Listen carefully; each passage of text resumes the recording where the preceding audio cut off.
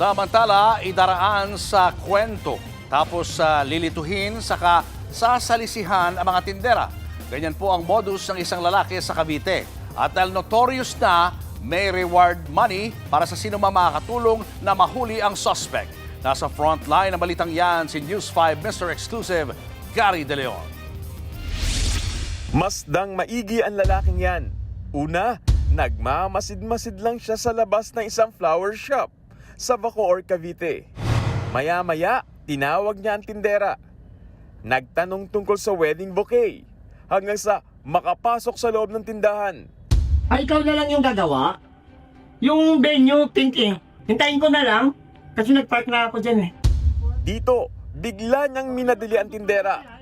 Para mamaya, Para po mamaya. O, gawin mo na lang. Magkano? Pero nang sabihin sa kanya na i-deliver na lang, Ay, ito, pwede to?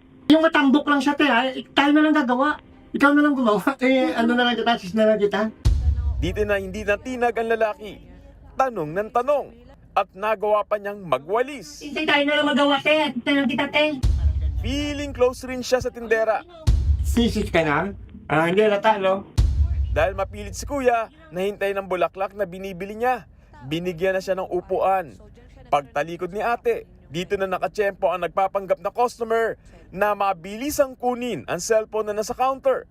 Dahil abala ang tindera, mabilis siyang sumibat. Ang modus na yan ng lalaki, nagawa na rin pala niya sa Dasmariñas branch ng parehong flower shop noong February. Parehas na parehas ang galawan. Magtatanong ng bouquet, lilituhin at tatarantahin ang tindera. Dito, tinangay ang isang cellphone at bag na may 6,000 pesos.